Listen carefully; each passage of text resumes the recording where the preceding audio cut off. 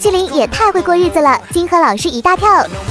这儿好像就是一家咖啡馆，哎，刚好有位置哎。能不能不点？为什么不点？你没钱，我有钱。来意大利就跟到我家一样啊！给我点个甜品吧。你来个这个吧。哟，他这没有甜品，没有甜品。不是等着录腾讯的节目呢吗？是吧？我还就喜欢在家用那个大屏看，不是听极光，因为那个还是另外一种费用，是不是？对，因为那个最贵。